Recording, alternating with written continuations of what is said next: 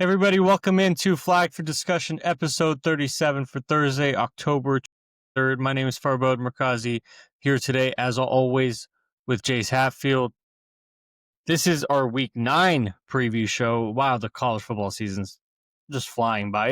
It's fun to have I feel like I'm in a routine now. It's like every week almost flies by because it's podcast game, like everything's just in a pretty good order at this point, right? Yeah, it feels like we're in a good flow. You've got, get podcast, and then usually like the weekend, going to the weekend flies by. Thursday night football kind of carries you in. Friday night college football, then obviously the weekend flies by. Podcast, work's been busy for both of us lately, so it's a good flow that'll be broken up here soon when I make the trip to Eugene bright and early tomorrow. Yeah, I'm awfully jealous of that. You're gonna have to send pictures. Jace is going to the Oregon-Wisconsin game. You got an early pick for that one? I'm gonna go with this team right here, the team in green. Go Duckies! This is an Oregon-Wisconsin Rose Bowl picture behind me, so I will be seeing these two teams. Unfortunately, not quite the caliber they used to be. One of the two teams is, but the other one, maybe one day they'll be back. And we'll talk more about Wisconsin and Luke Fickell and all that stuff later on in the show. There's a good amount of stuff to get to. We're going to talk about games today. We're going to talk about Florida State and Wisconsin's AD came out with letters of support for their current head coaches. Are any of them a little fishy?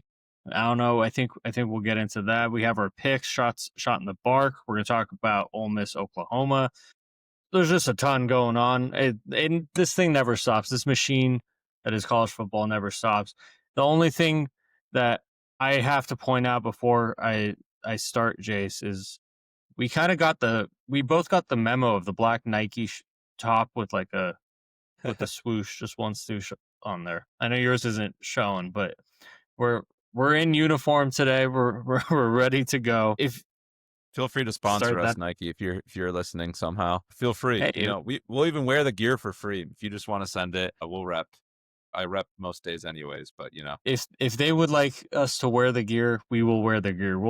We'll take the sacrifice. Make sure you are following us on TikTok at flag4discussion, on Twitter at F4discussion, we're on YouTube at flag4discussion spelled out, and wherever you get your podcasts, Apple Podcasts, Spotify. I found us on Audible the other day, and we're everywhere. You can look us up at Flag4Discussion. Jace, this week we have another 10 picks show. That picks will be at the end.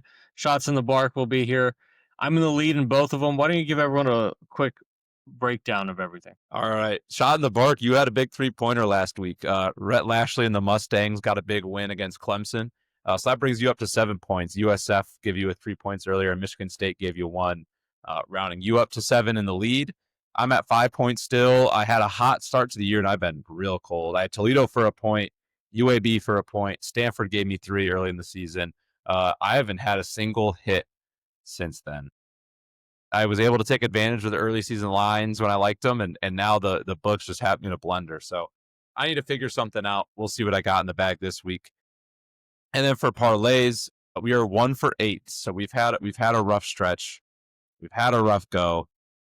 But as always, as we say every week, we like what we got this week. Last week was our worst at 0-4, but it was also potentially our the accumulative how we lost them in terms of everything losing by a point. It felt like just the wrong side of a couple spreads, unfortunately for us. But this week we didn't tackle as many big spreads this week. Last week I think we had a 9.5 in there. This week we have an 8.5, but it's not on the winning side, which is good. So we'll see how that does for us. Yeah, I called last week Sharpline Saturday, and it bit everybody. It hurt. And when you say we're 1 for 8 in parlays, that sounds bad. We are positive on the year in those parlays. That's all I care about. And we're looking to double that money short with today's parlay. All right. Housekeeping set aside, let's get into our first game. Ole Miss, Oklahoma. Number 8, Ole Miss heads to Norman to take on number 13, Oklahoma. Oklahoma's a 4.5 point favorite. That's Saturday at noon on ABC. This is a really fun game to talk about because I really don't know who has the edge in many different places, because this is your classic elite offense versus elite defense. This is also a game that Lane Kiffin, who every week he says something. Last week going into the Georgia game. I think he made a comment about Kirby's weight, and then Kirby made sure to shout him out right after the game after he beat Lane. This week, Lane Kiffin in his press conference on Monday complimented Brent Venables in Oklahoma on their study of signals, essentially trying to insinuate that Oklahoma steals coaches legally, not the Michigan way, but legally on the field that helps them defensively. But his comment was, in terms of what they do well, film study of signals. I just tell you how it is. I think they do a great job of that.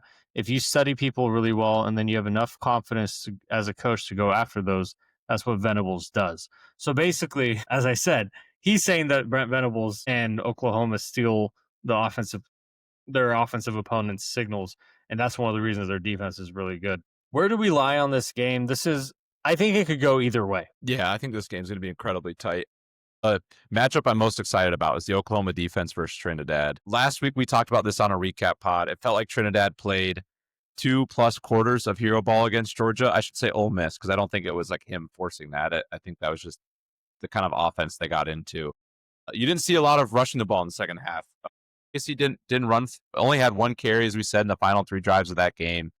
As your premier back and one of the better backs in the SEC, he's gonna have to touch the ball more, especially when you go back to Oklahoma's lone loss against Texas. Quintavious Wisner had just under 100 yards rushing, 4.5 yards a carry, and that doesn't sound that impressive. But when you go look at the Oklahoma defense, nobody has impressive stat lines.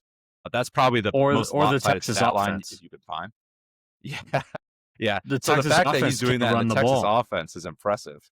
So I think that's going to be your edge in this game. If you're Ole Miss, you got away from it against Georgia, and I think that cost you the game. That's my takeaway from there. You have to instill that early and often, and that can never. I don't care if he's running for 2.5 yards a carry. I think you have to maintain the effort and the attempts throughout all 4 quarters of this football game. Venables is going to come after Trinidad. Trinidad, he has been such a baller all season long. He's had a really good tenure at Ferris State, but he hasn't played much D1 football, and he hasn't played a defense like Brent Venables yet. He's going to see packages and blitz and looks that he's never seen before. They're going to come after him in ways he's not used to. He's going to be under heavy pressure. They sacked Arnold 11 times earlier this season. They're going to try to do that same game plan against Trinidad.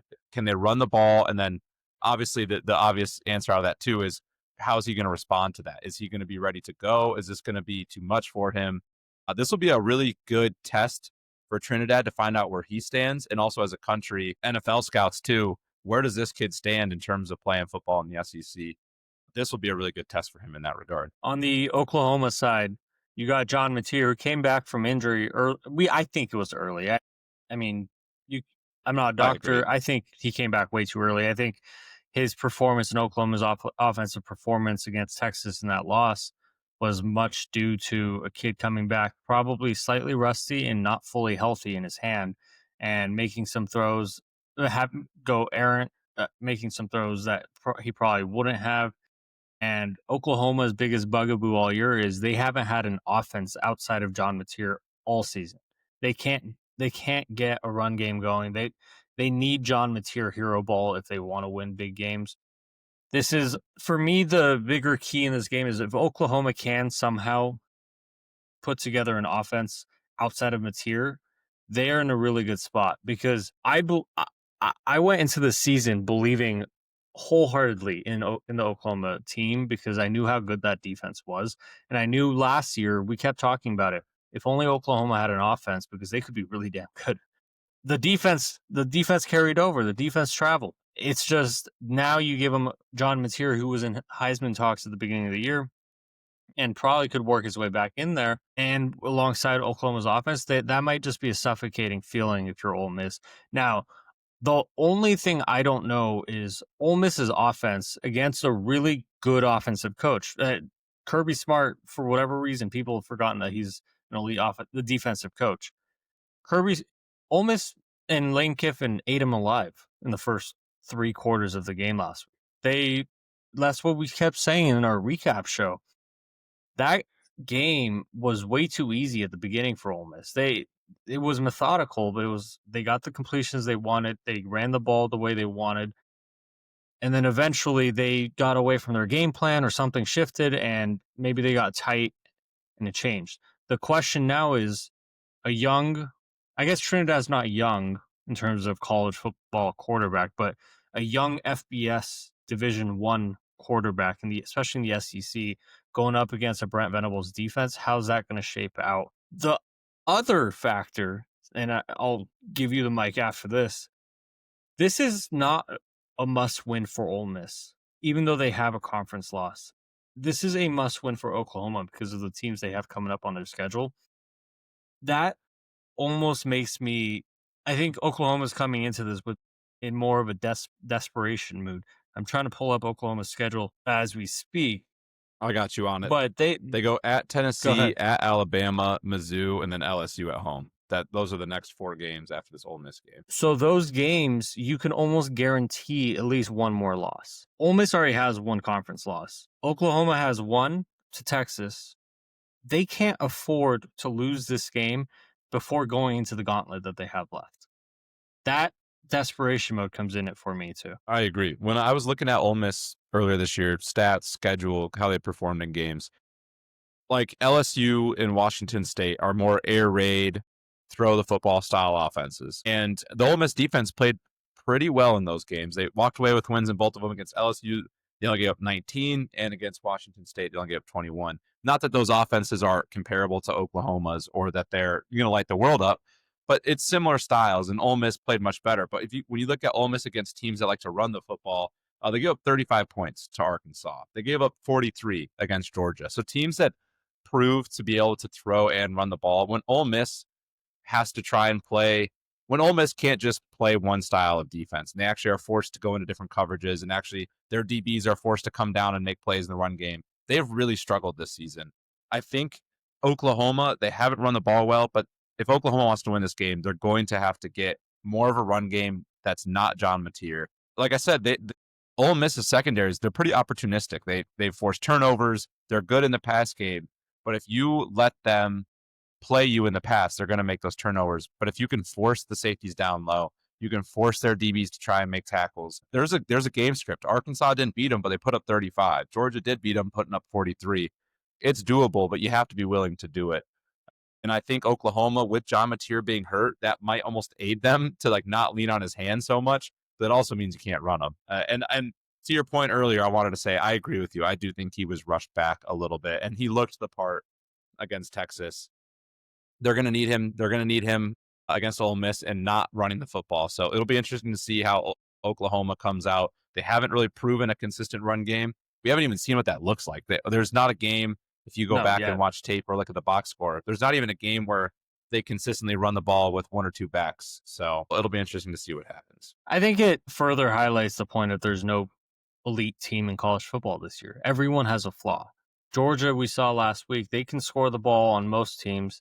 That defense is not as deep as it used to be, so it can be got. But when they needed to, they came back. They shut down Ole Miss in the fourth quarter. They came back. Ole Miss, their defense is pretty soft, but it's also a Lane Kiffin team that his defenses are never going to be truly elite because of the way he operates and runs that team.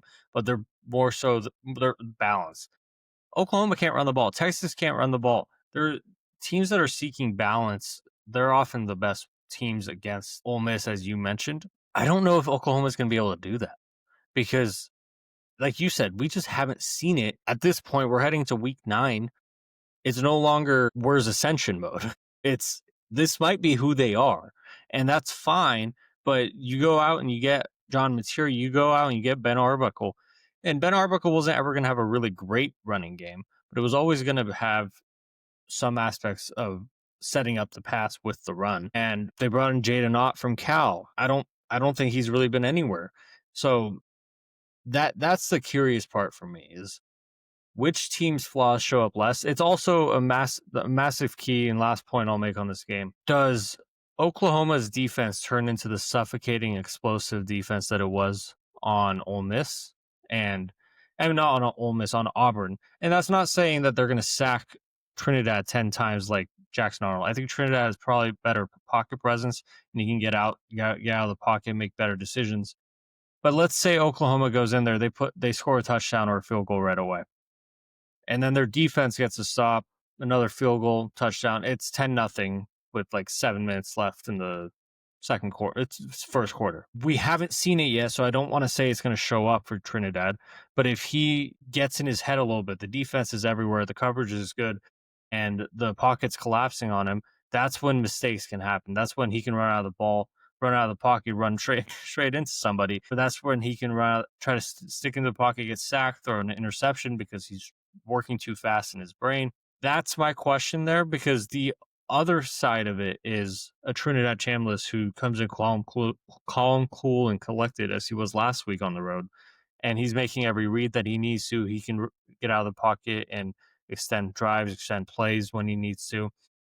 Which Trinidad do we get based off of the Oklahoma defense? That's my biggest key. Yeah, that's going to decide the game, right? Like if Trinidad is that dude and he's as good as like he's looked so far this year and he continues that, there's a world where he evades the blitz, right? And if you're in Oklahoma's case, if you send 5 and everyone else is back in coverage and Trinidad is able to escape the 5, he's going to have daylight. Like that's going to be, and he's not just like a good scrambling quarterback. He is like, he could house anything. So it's not, you don't really want to see to him free running. Like he's not a quarterback that's going to slide after getting the first down. He's going to go for a touchdown from 70 out, and like he might get it. So Oklahoma, their aggressive style of defense, exactly like you said.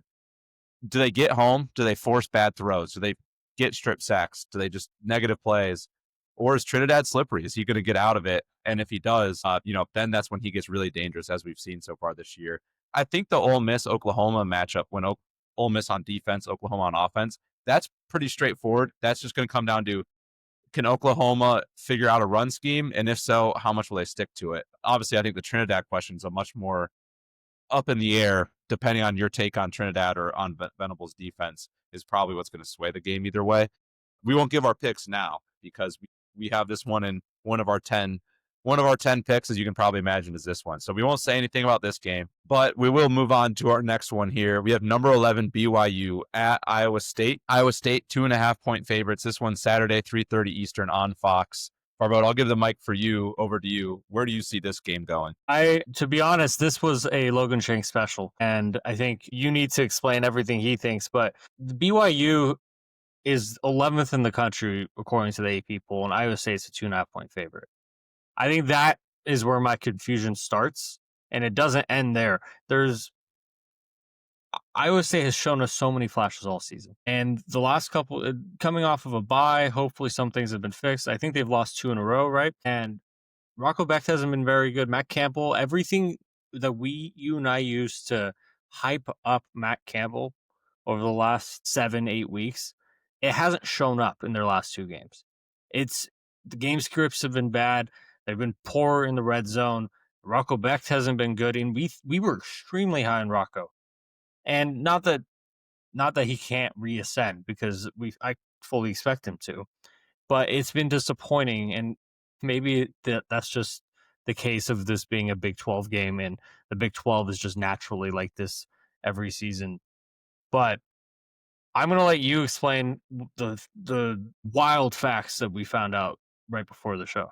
Yeah, so looking into this game, researching these teams, BYU offensively and defensively is very good in the red zone. They're 30th in scoring offense in the red zone. So getting to the red zone and converting that into points, they're 30th in the country. And they're 4th defensively. So in terms of stopping teams from scoring once they get to the red zone. Iowa State has had the entire different story this season for themselves. They're 108 in red zone offense. They have 9 trips this season that have ended with 0 points going to the red zone. And they're 100th in red zone defense. So they allow teams, when they get to the red zone, they allow them to score. Now, on paper, you see that, and you immediately think BYU must destroy these kids, right? Like, BYU scores when they get to the red zone. Iowa State can't stop teams when they get there. BYU is really stout in the red zone. Iowa State can't stop or can't convert when they get there. But like you said, they're a 2.5-point favorite. And there's more to that, I think, than just, Vegas overrated Matt Campbell. I'm not a big bye week believer all of the time, but I think this was a key one for Iowa State. Back-to-back losses. Like you said, they got away from themselves a little bit. Because if you were to analyze last year's Iowa State team, which the reason why I bring in last year, this is virtually the same team as it was last year, minus their star wide receivers. Rocco Beck's incredibly high completion percentage and was so good in the red zone.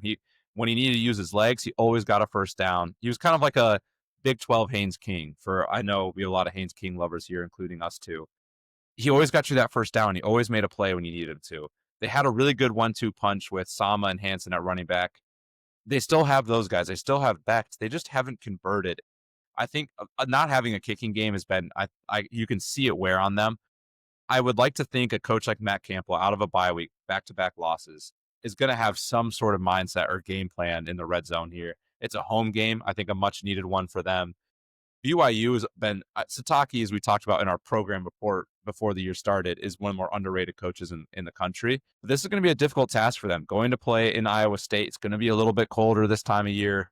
And I do think Iowa State off of a bye is genuinely, when you lose two like that and you kind of lost your identity, sometimes a bye game and playing a team like BYU, a chance to beat a ranked team when you had Big 12 title hopes, sometimes that's kind of the anger and the drive that you need to come out and win a big game.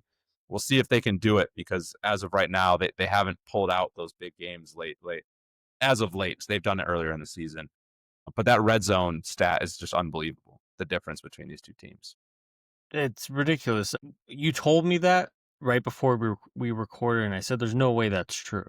And we found some other stats out about other teams that we'll get to later. The one thing Iowa State can hang on their backs, other than being an experienced team, having the experienced quarterback, and having a really good coach. Look, it's college football. 2 weeks can go wrong. 2 weeks can get out of your hands. It can go wrong. I know you're saying you're not a big bye week, always a big bye week believer, but I think when it's placed in the right coach's hands, it can do them really good. The one thing that Iowa State has going for them is, outside of West Virginia and Stanford, BYU hasn't played a P4 program this year to more than one score. They beat Stanford 27-3, but they only beat Colorado by 3. They beat West Virginia by 14, only beat Arizona by 6, only beat Utah by 3. Look, there's a skill in winning, and BYU and Kalani Sitake and that team clearly have it. They have a really great running game, and they have a true freshman quarterback who's thrust in there after the circumstances that happened this summer. But there's a skill in winning, and BYU's found a way to make the right plays when they needed to. They're good in the red zone compared to Iowa State being so poor on both sides in the red zone. It makes it, we came into the season being such Iowa State believers, and it makes it kind of scary if you want to be on their side, because BYU has just found a way to win every game this season. That I was on Utah last week, and I was watching the late game, and I was like, okay, Utah's got a chance, and eventually BYU found a way. And I feel like that's how BYU's story to their season has been all season. They've just found a way every game, and this game is going to be no less. Iowa State needs to be on their P's and Q's. They need to convert in the red zone. They need to get to the red zone and then convert. Yeah, convert is going to be the big thing for them. Something about BYU too, which you said they've played in a lot of close games. Not only have they all been close, they've played 6 straight. This will be game number 7 in a row with no bye. So in terms of just energy, how much do you have in the tank? How much can you give? You had a double OT game against Arizona 2 weeks ago. You played in the Holy War last week, which was also a close, tight game. That when you win 6 straight games that are close, like you said, 4 quarters of taxing emotionally and physically football, double OT 2 weeks ago, a huge rivalry last week.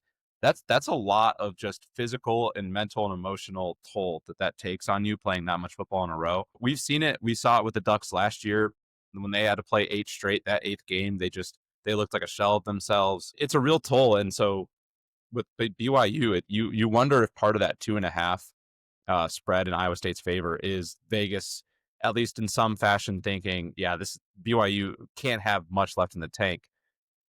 Normally that logic would be so true, but with Sitake, that guy's going to have these guys motivated, ready to go. So we'll see how it turns out. I made a live switch on my pick for this game. I was on one team. I have switched to the other. We will hash all that out when we get to our picks later in the show. But I wanted to let Barbo. If we're allowed that, I might do that. That's all right. If we're allowed that, I might do that on a different game when we get to the picks. But I just want to give flowers to LJ Martin real quick. BYU's running back. Oof, This guy's dog. 174 rushing yards. We're heading to week 9. I know they haven't had a bye. They've played a ton of games in a row, but he's surpassed his rushing total from last season, all of last season. He's at a career high in rushing yards right now on less carries than he's ever had. He's 4 touchdowns. LJ Martin's been a dog this year. And I think if you haven't given him credit for it or you haven't given him his flowers, I just want to be the first person to do so because he's been ridiculous. I got a fun LJ Martin, not even stat, just a tangent for you. Me and my buddies that I grew up with, they're some of my closest friends. We all have a online dynasty in college football. We did it for 25. We're doing it for 26. So we had team builder teams we imported in. In college football 25, my buddy, like his base team was BYU. And then, he like imported his team on top of it. But it's BYU players. And the way he plays that game just like produces insane running back stats.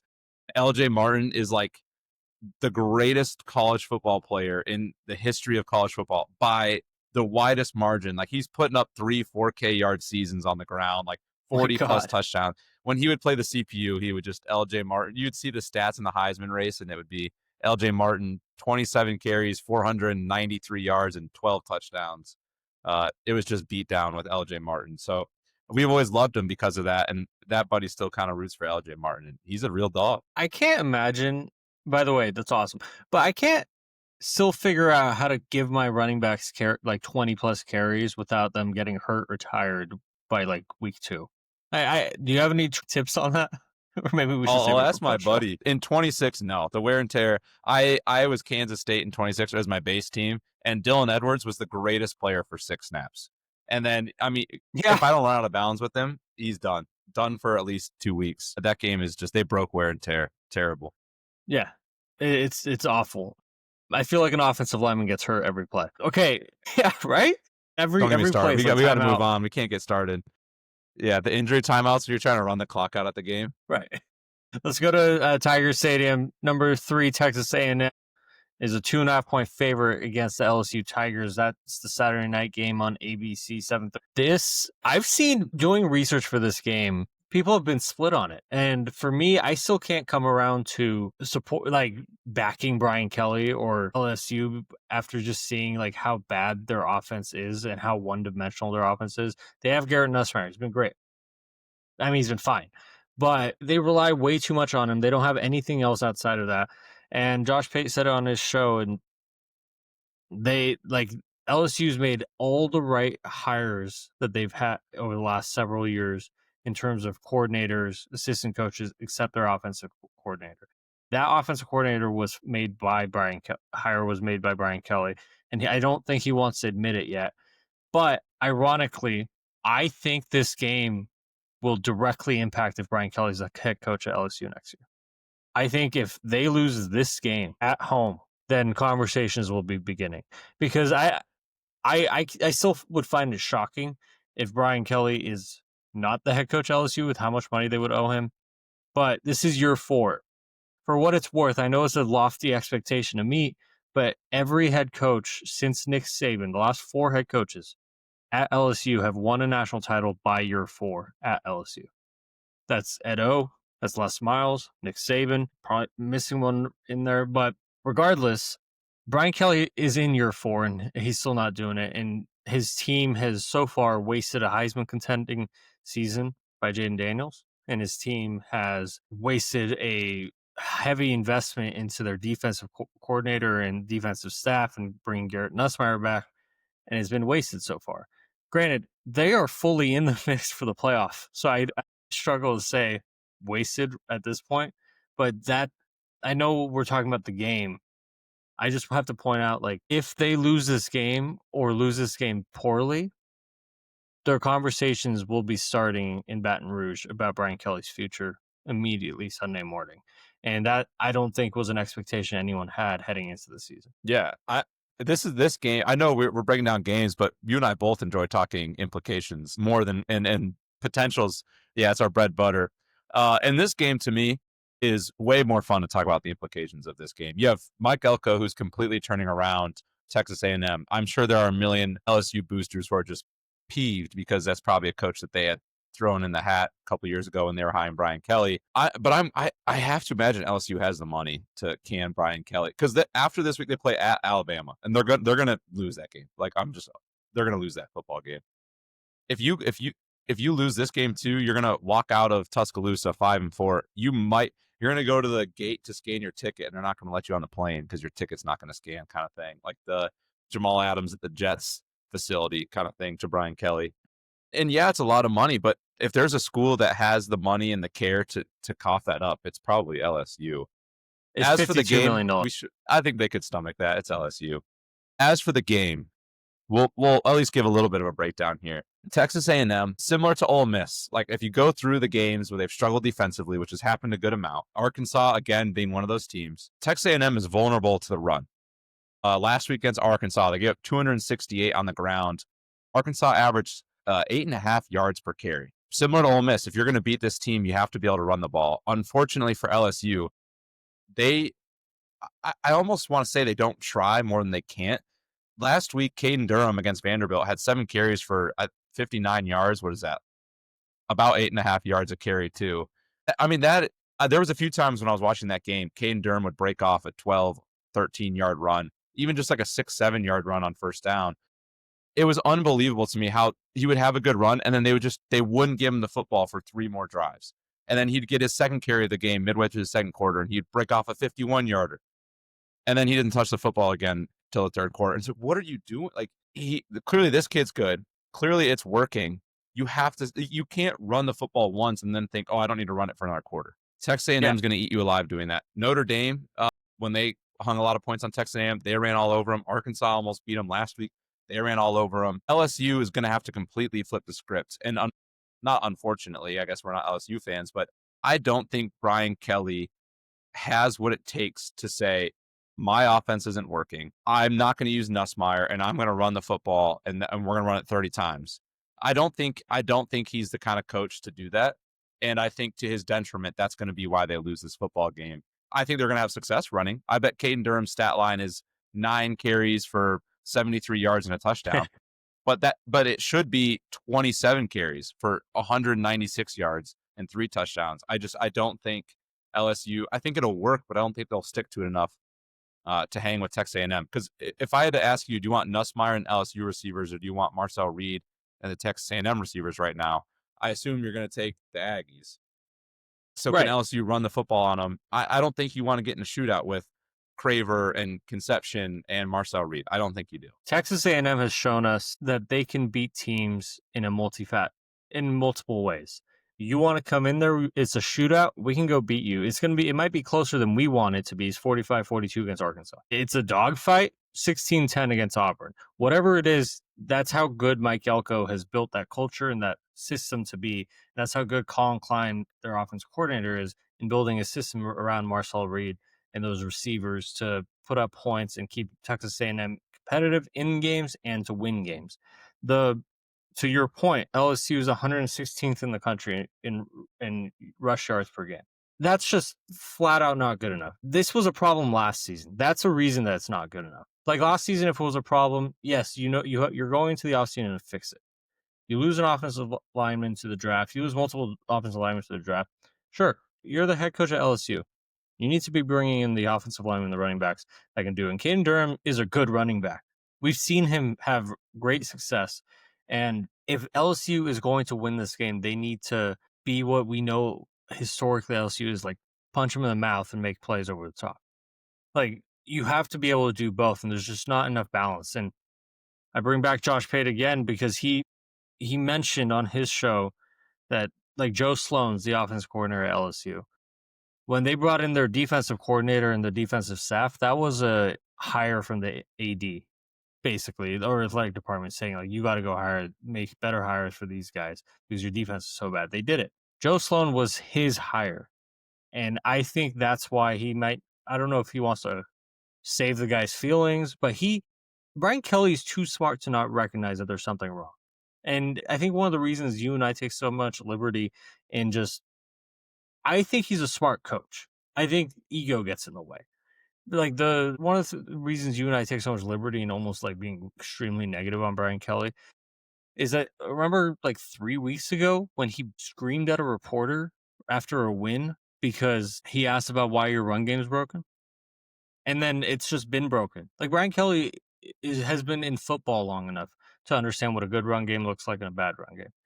It's that's one of the reasons I think maybe the 52 million will be put together at LSU to let him go. It has the nice part of his buyout, by the way. Stoops at Kentucky. If they buy him out, I think the buyout's in the 30s, but they have to pay half of that within 30 days after firing. If they were to buy out Brian Kelly, as of right now, I think they owe him 90% of the remainder of his contract through the remainder of his contract. So monthly paychecks. When you're talking about, is it as much of a hit on LSU as it would be on Kentucky, or as it would be on a team that has to buy out a coach within 30 days? No, you can much more easily buy out a coach when you have to sign up for like a 4-year commitment that's installment based instead of like, here's a lump sum that I need to go raise right now. On the game itself, look, sorry, this isn't on the game itself. LSU needs to look no further than their opponent. They paid the buyout, and in year 2, Texas A&M is one of 2 undefeated conference teams in the SEC. Look no further. A&M stomached the $76 million buyout to Jimbo Fisher, and look where they are now. That's my short and sweet on that. The game itself, I don't see a world, even though I've seen plenty of people pick LSU, I don't see a world where over time throughout the 60 minutes of this game that LSU can generate enough offense to beat A&M unless there are turnovers by the LSU defense. And we have seen the LSU defense come up big in the past. Yeah. I think this is an ego game for Brian Kelly because if they choose to not run the football, they are not going to win this football game. If they put the ball on the ground, they have a chance to. And if Brian Kelly can put his ego aside and admit to the reporter that the reporter was right about the ground game and admit to himself that his current offense isn't working the way it needs to be, and he puts all that aside, he puts the ball on the ground, they have a chance to win this football game. And even more than that, a chance to save his potential career and his job at LSU. But I honestly think Brian Kelly would rather die on his hill and get canned from LSU playing his style of football than he would giving up, his ego to make that happen. And that's just, we'll see. That's could be total blatant hatred on our end, but that's the way I see this game. Which we'll get to our picks on this game as well. But yeah, I think you probably can tell where we lean based on this conversation. Absolutely. Speaking of ego games, let's get into Shot in the Bark. As always, Shot in the Bark, we pick a yes, the bark has to come in there. As always, Shot in the Bark. Every week, Jason and I each pick a underdog that's 8.5 points or greater underdogs in their game. If they cover, we get 1 point. If they win outright, we get 2 additional points. So as Jace mentioned at the beginning of the show, I have 7 points. I've had 2 outright wins and a cover. So, and Jace has 5 points. I think you've had 1 outright win and 2 covers. So we're getting into the home stretch a little bit of the Shot in the Bark. We're gonna really see our points take shape. I think now is where the strategy stuff comes in, because when I was making my pick, I was like, if I just get a cover, then and you don't cover this week or whatever, then I'm in a pretty good spot, 3 points ahead. You need to outright win for us to tie. I have a pretty solid lead.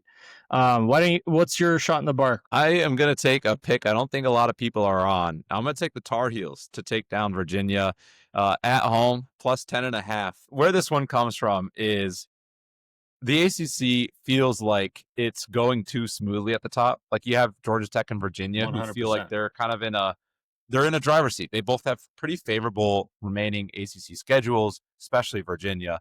Like it's Virginia's ACC to lose at this point, at least getting into the title game.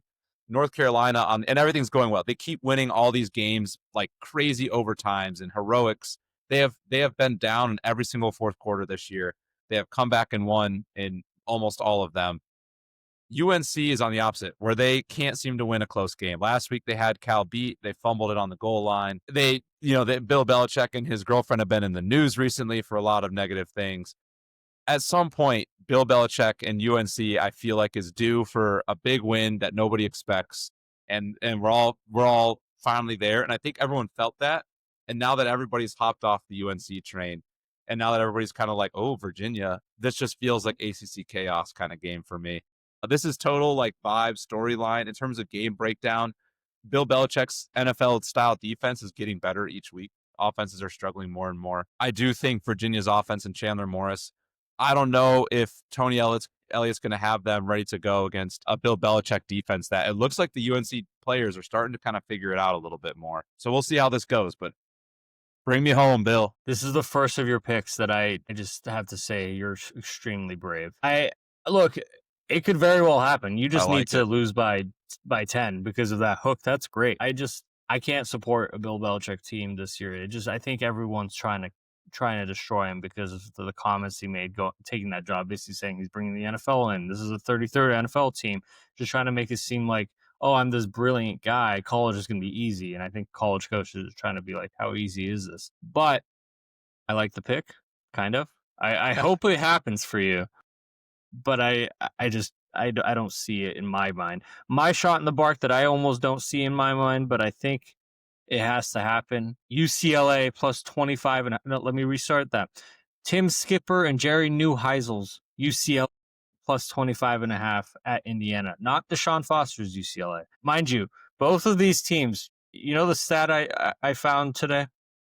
Both of these teams, since Deshaun Foster's firing, and UCLA's, Chris Signetti said it earlier in his press conference, this is a 3-0 team that we're playing. It's not a 3-4 team, it's a 3-0 team because ever since they fired their coach, they haven't lost. But both of these teams have played Michigan State since Deshaun Foster's firing. They both beat them 38-13. Identical scores.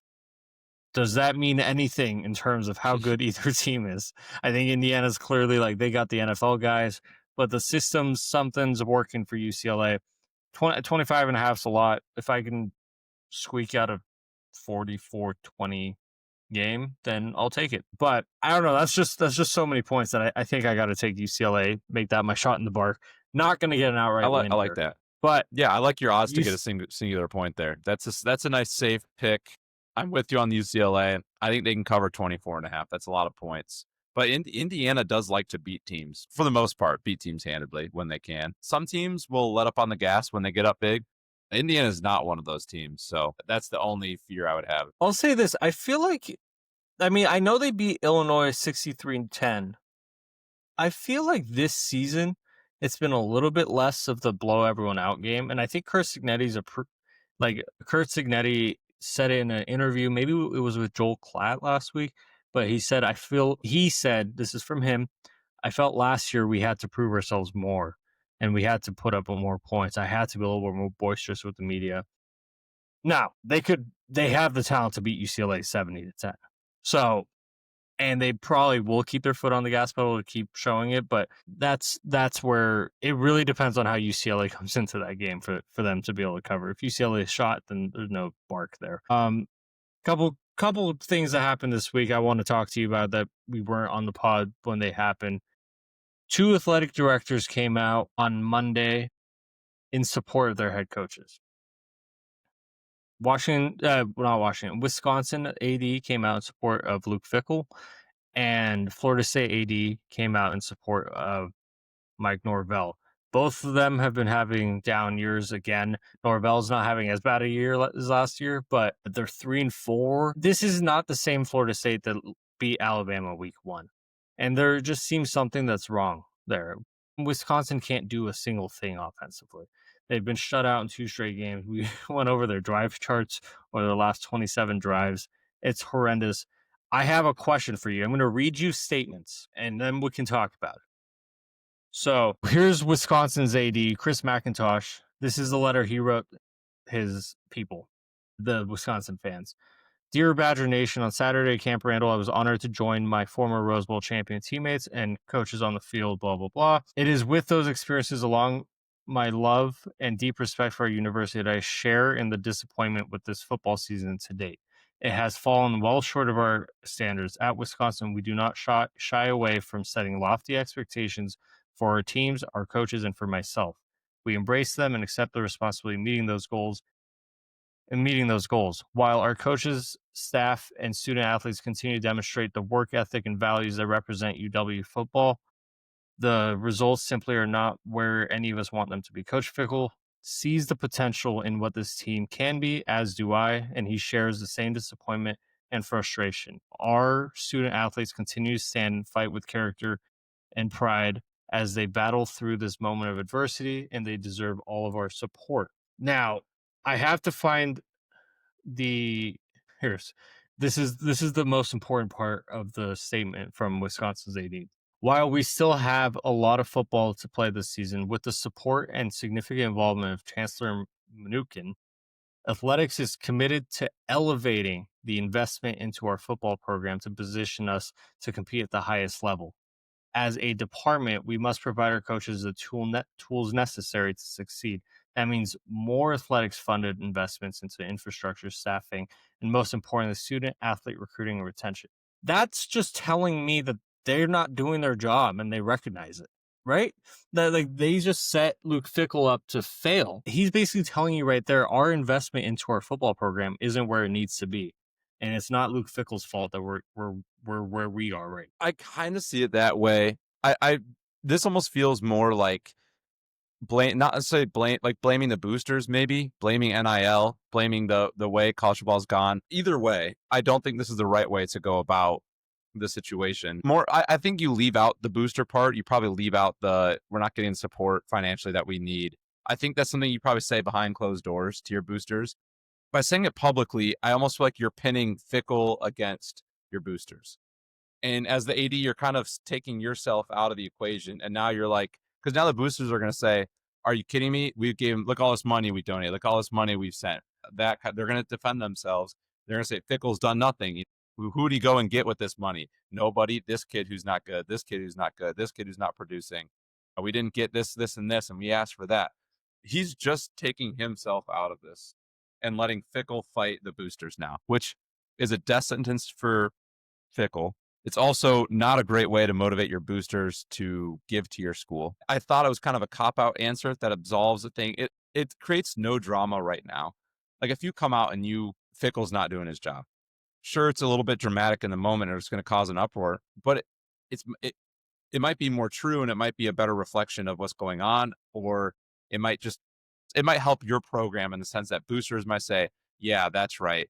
And then you say, well, let's go get a new coach. And this time, let's give them the money to really give them a chance. I feel like there's better ways to. Maybe I took it differently than the way you did, because I took it as it doesn't matter what coach we have. We're not doing enough as the athletic department to make sure he's set up to win. And I also, it sounds like to me that like he's not absolving himself. He's absolving Fickell. He's saying Fickell has had no chance, but it's almost basically saying, the problem is my athletic department, so the problem is me, which is ridiculous for any player, any person of a high-ranking office to just take on self-responsibility like this. But I don't know if this means Luke Fickell's completely safe. I don't know if this means he's going to be fired at the end of the season or if he's going to be fired next year.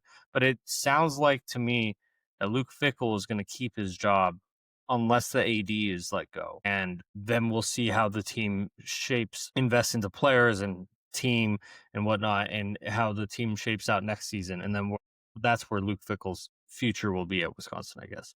Yeah, I think. Yeah, go ahead. I take it as when he's talking about like the investment. I guess I see that as him saying there's not enough money coming into the program. Therefore, we can't do what we need to do with that money. So I don't think he's necessarily absolving Fickell. Like he's not blaming Fickell, but I think he is putting the argument is now going to become Fickell versus the boosters. The boosters and the people that give money to the athletic department, I think are going to come in and say, whoa, like I just signed a $10 million check and I told you I wanted this, this, and this. And Fickell didn't go get any of these players that we said we wanted. He didn't recruit the way we wanted him to. He did it his way. And now you wasted my $10 million on nothing. And you're trying to tell me that you didn't have enough funding. That's how if I was a booster and I was signing $1 million checks, that's kind of how I would feel hearing that. And I think it puts the conversation booster versus Fickell, because then Fickell's going to have to defend himself and say, well, hold up. I got this quarterback that we all wanted, but he got hurt. That's not my fault that he got hurt. I think it creates that toxicity. And then it's tough because if I'm a booster, I don't want to give money to a department that blames funding for their issues and for a coach that I don't think is That's doing right by my money. So I think it creates a really toxic environment behind the scenes versus like had he just gone up there and blamed Fickell and said, yeah, he's not cutting it. And he knows that and he's gonna have to step up. Sure, that's a little bit more dramatic in the moment, but I think it's actually calmer of an effect. It's more of a pretty swan dive than it is a like ripple effect if you were to just call it out the way it is. But that's how I interpret it. It obviously it's up for interpretation. He probably didn't get specific intentionally. all I'll say is if Luke Fickell gets fired for cause at any point, then he has a really good legal case just in that statement. In terms of he's right here telling me I didn't have enough to compete and I wasn't set up to win. Look, That's a great point. it's a very weird statement to make, in my opinion, though. And that's just the like short and sweet of like both sides. Like you're coming out supportive of your head coach, but you're also recognizing there's issues. Now compare that with the Florida State AD Mike Alford. Oh, Florida State loses to Stanford on Saturday last week, 20-13. Crazy last couple plays. If Tommy Castellanos was in the game, probably would have scored the last touchdown, tied it up, and then we would have seen how OT would have gone. After the Florida State's 3-4, 2-10 last year. They've lost 9 straight ACC games. So Mike Alford came out with this statement. Florida State benefits from unmatched, passionate support from the entire FSU family, and the commitment to our football program is unwavering. We rightfully have high expectations in everything we do to represent Florida State in the manner that built our reputation as one of college football's best programs, cultivating an extraordinary group of supporters nationally and globally. We embrace those expectations while also sharing the deep disappointment when results on the field are short of that standard. As we continue to move forward, our comprehensive assessment of the football program will be completed at season's end. Meanwhile, we are fully committed to helping Coach Norvell and the 2025 Seminoles strongly rebound in the coming weeks. That sounds to me like Norvell's fired at the end of the season. Yeah, the verbiage of what was the wording? Committed to the end of the season, or we'll reassess until the end of the Our season. comprehensive assessment of the football program will be completed at season's end. Yeah, that to me is you better win out and it better be impressive or you're gone. But I thought that was a good statement in terms of like not throwing the boosters under the bus, not like calling out your coach fully, saying we'll make a decision at the end of the year, so there's no like uproar about it. I thought that was better than the Washington or the Wisconsin one. We keep doing that.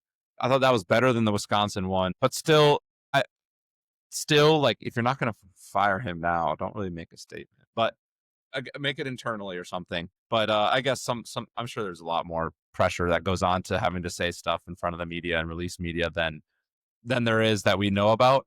But if you're Norvell, yeah, it's probably go time for you at the end of the year. I mean, in the end of it, I don't think either side really thinks about the statements at the end of the year, but I think fan pressure is high enough where they needed to say something. Hugh Freeze was asked in his opening press conference on Monday, would you like to, if your AD came out with a statement of support? And he said, yeah, that would be nice. Auburn's AD still hasn't. That's foreshadowing for something we're going to talk about in like 5 minutes. One last thing, Florida State can totally win out for the rest of the season, by the way. They at what point, because we know they have something in them that leads them to lose 20-13 Stanford, but we also know they have something in them that allows them to beat Alabama at home. So which is the true Florida State? It's probably somewhere in the middle, but they got Wake Forest, Clemson, Virginia Tech, NC State, and Florida to end the year. Will they win out? Probably not. Could they win out? That's a schedule you could absolutely do so and salvage what you can. At that point, that's the question of what happens to Norvell if he finishes 8-4, because you and I said it, and I think everyone in the country said at the beginning of the year, after 2-10, if Florida State goes 8-4 this year, that's probably safe enough to keep his job because it's so hard to come back from 2-10. But if I don't know after the way they've lost and what they've lost so far, if 8-4 is good enough this year. Yeah, I agree. I also don't know if running the table At Clemson gives me pause. Wake Forest is not a bad program. Then at NC State, at Florida also gives me a little bit of pause for the Seminoles. So if they lose 3 of those and they don't make a bowl game, how about this? If Florida State loses to Wake Forest and Clemson in back-to-back weeks, does Norvell get to coach that Virginia Tech game? That's that's a great question. How many changes do they have to like? How bad does it have to get for them to complete their comprehensive assessment during season? that that's something to think about. I'm gonna move us along because of time, and we're gonna be still talking about coach firings. Picks coming up in about 10 or so minutes. Ace, I want to introduce a new segment, ranked and filed.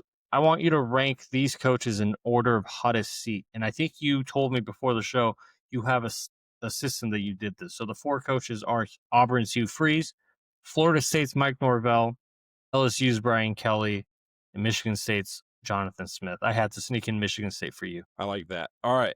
I'm going to give 2 rankings here. The first one I'm going to give is the order in which I think they will be fired in real life. I do want to file this, so great name, because we should file this away. And as these guys get fired, let's see how accurate I was.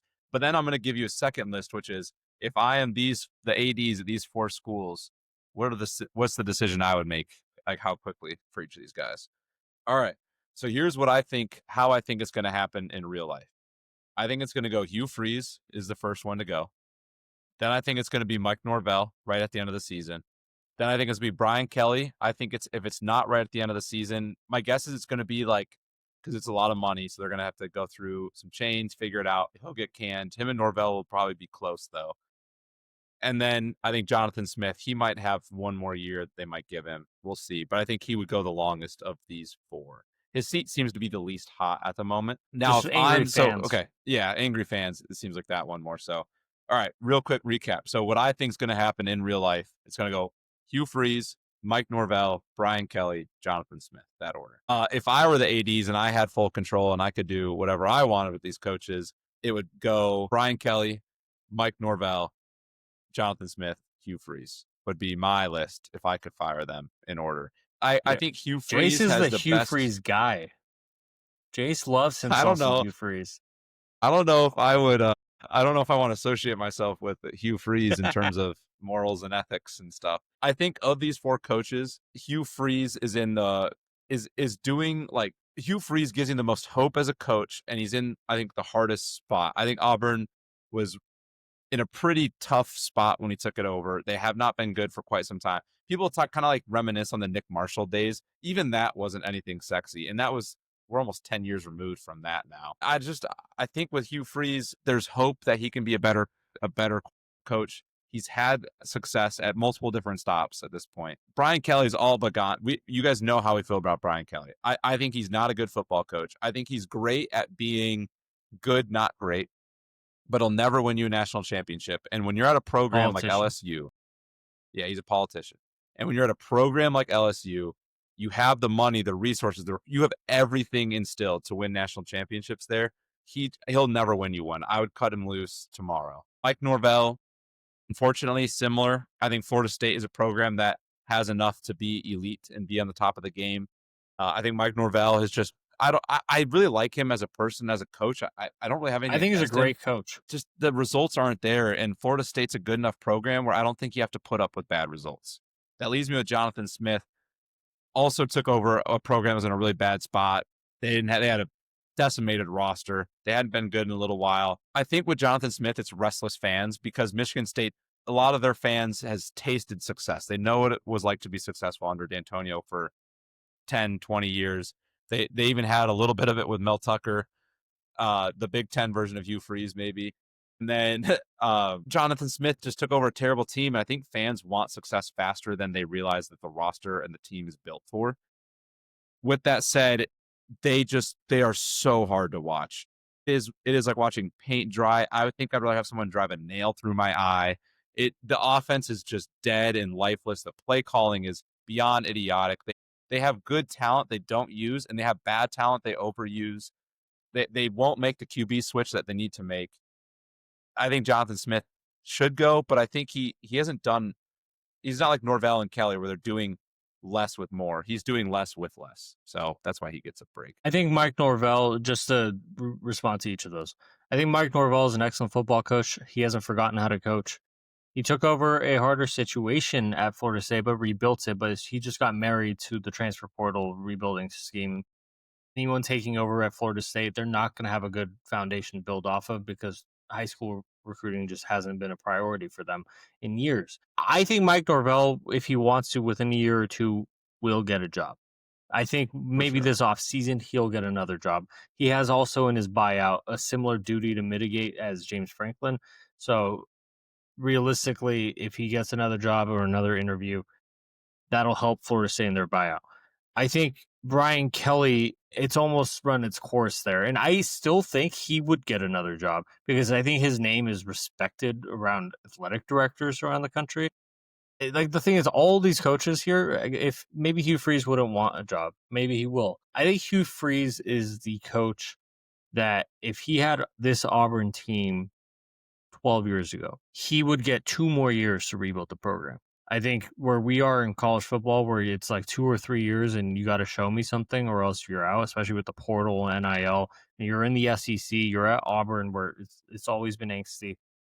That's where the trouble comes. I think Hugh Freeze and Brian Kelly, if they lose this weekend, they could be gone as soon as Sunday, maybe by the end of the season. Jonathan Smith, I've learned today that Jace is a huge Mel Tucker, Hugh Freeze guy. If you could have dinner with two people, whoa, I know. I'll scrap that. No, I think Jonathan Smith. I always thought it was kind of BS seeing people say, "Oh, that guy's not a fit in the Midwest," or "That guy's not in the fit in the South." That guy's not a fit in the West Coast. He might not be a fit at Michigan State, and that's okay. I still fully believe what you and I said in July. You got to let him bake. He's not a hot microwave rebuild guy. He slow builds it, and you got to give him time. And unfortunately, programs like that, they don't want to give him time. The only thing I'll say is Michigan State just got a new AD. He didn't hire Jonathan Smith. If at the end of the season he doesn't think the program's headed where he wants it to head, he has all the right in the world to fire him. I would agree with that. I think Michigan State is a chip on your shoulder kind of school. That's what made them great under Mark D'Antonio. Jonathan Smith, I think a lot of people thought he was like that when he was at Oregon State because Oregon State gives off chip on the shoulder kind of vibes as a school. But I don't think he's done that well at Michigan State. I think he's struggling with the recruiting trail at Michigan State. They've lost. They had a few 4-stars that they've lost recently. They're not recruiting the state very well. Michigan's dominating them in that regard. There's just not a lot he's doing great there, and the product on the field is really bad. It's really hard to watch. If you have not sat down and watched Michigan State 4 quarters of football, first of all, be thankful. Just say some grace right now. Be thankful about that because it's horrid. And then if you're curious, watch it and then form an opinion on Jonathan Smith. It's bad. And I don't think it's his fault. Like we said, the talent there was pretty lackluster, but you're at a point where you have Nick Marsh, you have Jack Belling, you have Amari Kelly, you have Krishan McCray. Why are you running the football with running backs who have the same speed as me, current version of me? I've never seen a team use so many poor running backs in my life, especially with an O-line that is as bad as that O-line is. And it's like at some point it's like the Brian Kelly. I don't think it's an ego thing for Jonathan Smith. I think he's so like, I have to be balanced. At some point, this guy, he just needs to abandon the run. They cannot run the football, and he just needs to abandon it. The amount of just first and second down runs that go for probably like the amount of 3rd and 7 pluses that team faces, they have to lead the country in it. It is just such bad football and play calling on first and second. Yeah. So that was ranked and filed. We'll do more of those as the weeks go on. Let's get into our picks. Let's try to fly through these. We got number 8, Ole Miss. I'll start again because even though I went 5-5 last week, it was one game better than 4-6. So hopefully next week, Jace, you start. But I'm also challenging us this week. We've done 2 straight weeks of 10-pick weeks, and our best was a 6-4. I think we can get to a 7. Let's hope one of us does that this week. We need Let's something. start with, yeah. Let's start with number 8, Ole Miss, number 13, Oklahoma. Oklahoma's a 4.5-point favorite Saturday, 12 Eastern on ABC. Who you got? Oh, and I You're got going first. Oklahoma.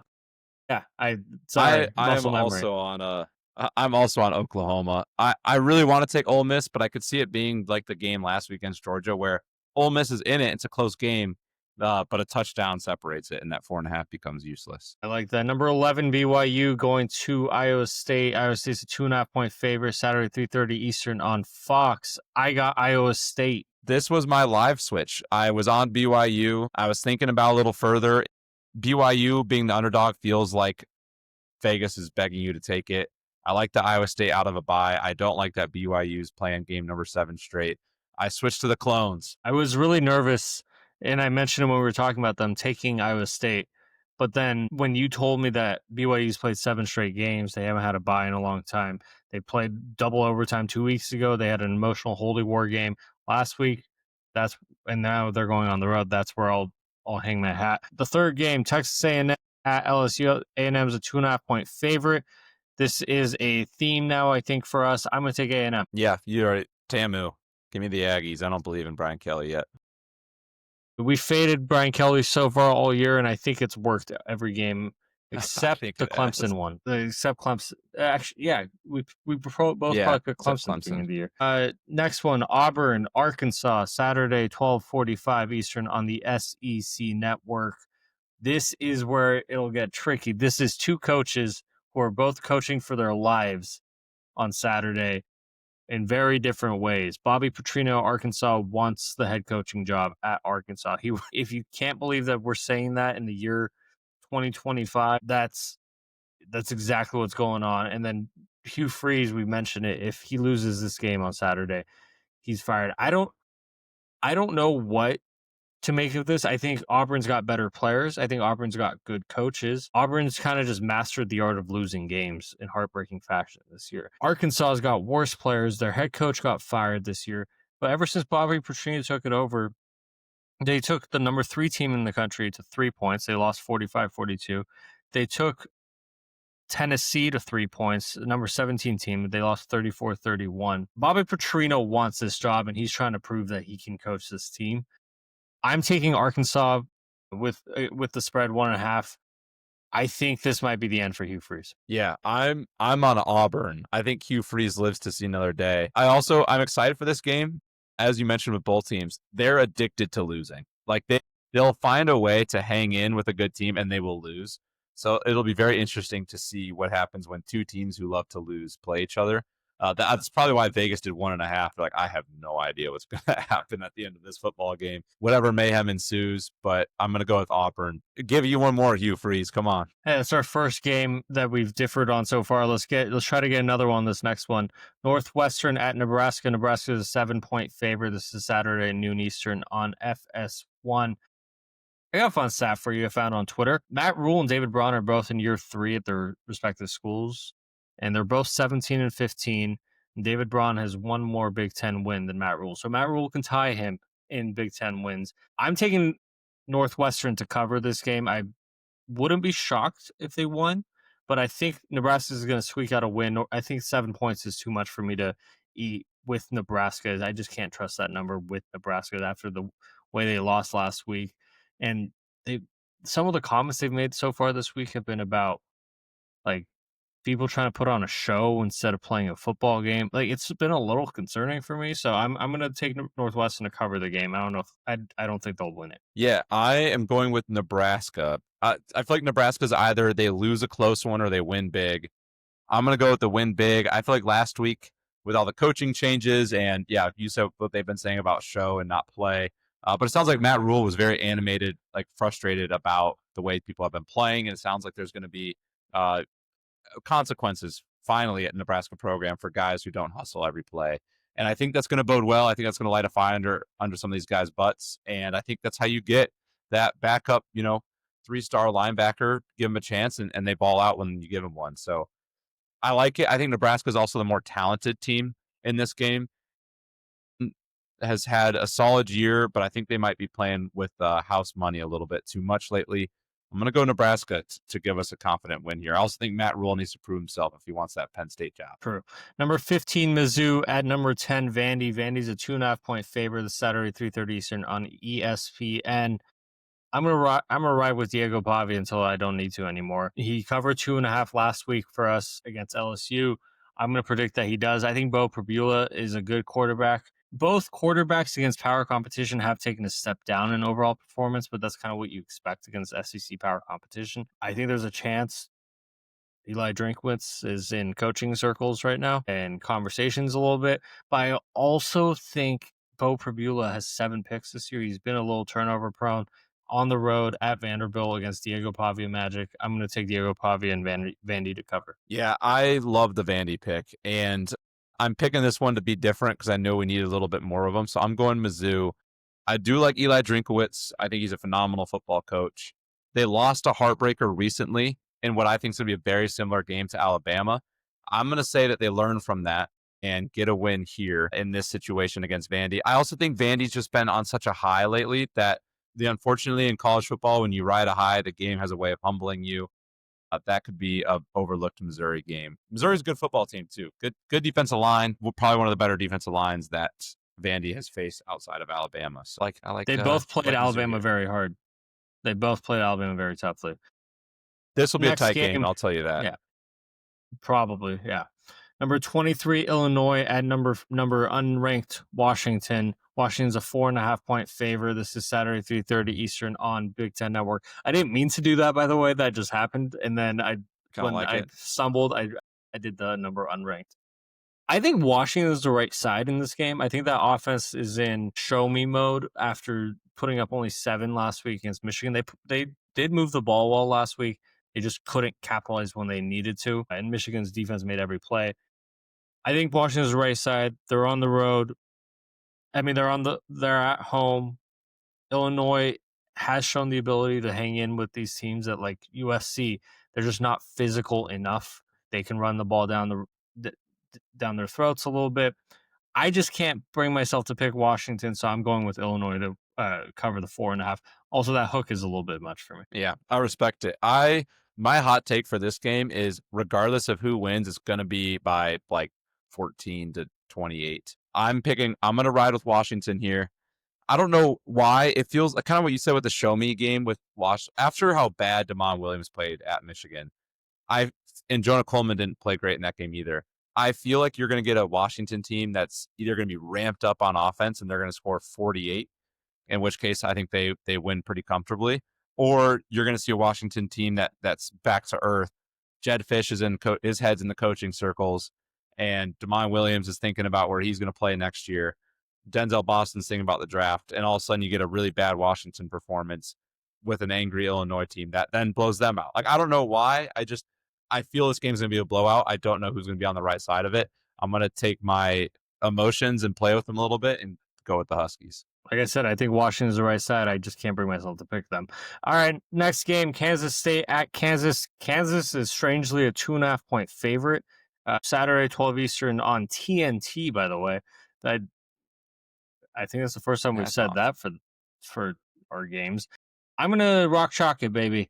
This is if just like how Washington, if they're in our picks, I will not be picking them. If Kansas is in my picks, I will be picking them. NBA alumni, Kansas. I'm gonna always rock chalk it. I'm gonna take Kansas to win and cover.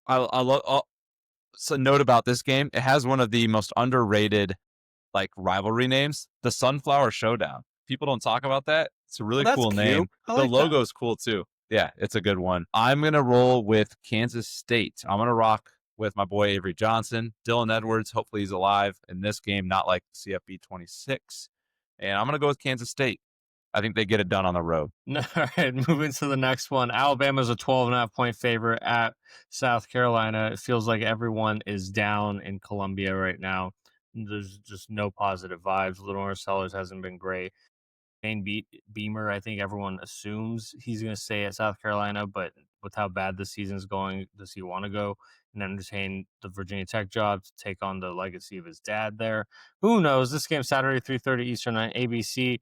I have an easy pick. I think Alabama's going to win and cover this game. South Carolina has it in them to make this a game.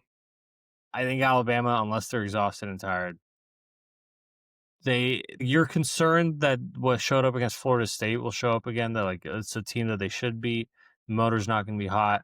They're not going to go out ready to win. I think realistically, what Florida State taught Alabama is that can't ever happen again. So Alabama's going to go in there. They're going to make it a point, and I think they're going to win comfortably. I think so too. It's hard to pick South Carolina right now until they prove differently. Question I have I'm going with Alabama, but I have a question for you. Has Lenora Sellers, has he tanked it? Where's his draft stock at now? There were rumors of him being a top 5 pick. Is he in the first round still for you, or has he knocked himself out of that? Dude, is he draftable right now? He's got to be draftable. I mean, I would imagine, he's just out of pure potential. It's but, just, I'm sorry, everything. And he has 5 passing touchdowns this season. I know he was hurt for a little bit.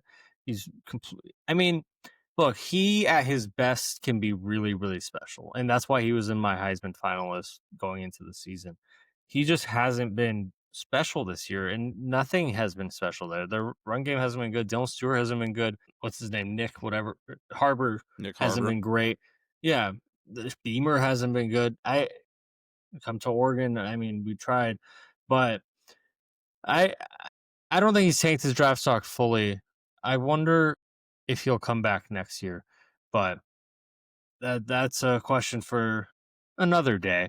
Let's get into our number 10 game. I'm making my change here. Michigan is a 14-point favorite at Michigan State, Saturday, 7:30 Eastern on NBC. All the haters have told me not to pick Michigan State. Everyone's told me Michigan's going to destroy them. They probably will. I just want to ride with Jonathan Smith one last time. If they win, I don't think he's going to be fired. I'm going to take Michigan State to cover the 14. They're not going to win this game, but there's a chance. I don't know. It's the Michigan State's worked out for me on my shot in the barks before. Yeah, Michigan State's done you well when you've picked picked with them, because I think we even picked the Nebraska game that same week, and you picked Michigan State. You stuck with them, and they got you there too. I am going to take Michigan in this game. To me, this is the maker. If there's any way to save your name, if you're Jonathan Smith, it's winning this football game. I don't know if the way he's talked in years past as someone from the state of Michigan who knows people on both sides. I've watched every one of these games in my life. I've heard every comment. I've seen every snap. The winner of this football game is usually just who hates the other side more. And Jonathan Smith, just when he talks about this game, when he talks about Michigan, he doesn't seem to have the juice that Mark D'Antonio used to have, or that Jim Harbaugh had towards the end of his tenure there. He just doesn't seem to have that. And we'll see if he can get the players to buy into him and for one more game. It's going to be a home game. The fans are going to need to buy in for one more game as much as they want him gone. I just think there's so much disarray right now in the Michigan State program that I don't feel confident about in their ability to pull it together for this game and get a big win. I also think Michigan is so tough defensively that if Michigan State tries to give running backs with that run 5, 10, 40-yard dashes more outside zones, it's going to be a long game for them. There's going to need to be a serious game plan switch if Michigan State's going to compete in this football. Weird things happen in rivalry games, boys and girls. I'm counting on that happening this game. I don't think it's going to be a Michigan State win, but hey, with the lead I have in our picks, I can take these risks, I'm getting a little cocky. I think you might take the lead on me in picks this week because of that. Let's get to our 4-legger. Obviously, every week we put in a flag for discussion 4-legger. We'll give you 4 legs on a parlay. We do place these bets ourselves. We put in like $5 every week on these parlays. We are positive on the season despite only hitting one parlay all throughout the 8 weeks. Let's go leg by leg. The first leg is SMU. They're 2.5-point favorite at Wake Forest. I think Rhett Lashley is... I've seen a lot of people pick Wake Forest to upset SMU. I just don't see that happening. Rhett Lashley and SMU seem like they're coming off of a get-right game, as you mentioned before the show, against Clemson. They look like SMU from last year again, and that's a scary proposition for a lot of people in the ACC. What is our second leg, Jace? Yeah, we got the Ole Miss at Oklahoma game. We're going to rock with the under 54.5. We both like the way Venables' defense matches up with Trinidad. Just we think it might give him more fits than he's used to, which, they normally score 30, so it might only be the 20s for them. And then I think with John Mateer's hand still not being 100%, Ole Miss being a good pass defense, not a good rush defense, we feel a little bit more comfortable about their ability to make some stops. Overall, 54.5, it's a lot of points, and I think we both feel more confident about the defenses than we typically do for these two teams. Give us the under in that one. And our third leg, A&M minus 2.5 at LSU. Enough said. We're gonna fade Brian Kelly. And then for our last leg, we're going Minnesota plus 8.5 on the road at Iowa. Minnesota, sneaky 2-loss season for them so far this year. They've looked good. Iowa's just not really a team to blow people out. We both like Minnesota in this spot. This is almost my shot in the park. We think it's at the very least a close game, probably low scoring too, which bodes well for 8.5. The spread surprised me. That spread just surprised me. I think Minnesota is a legit Big Ten team this year. I don't know anything past that, but all right, those are our 4 legs. Those are our picks.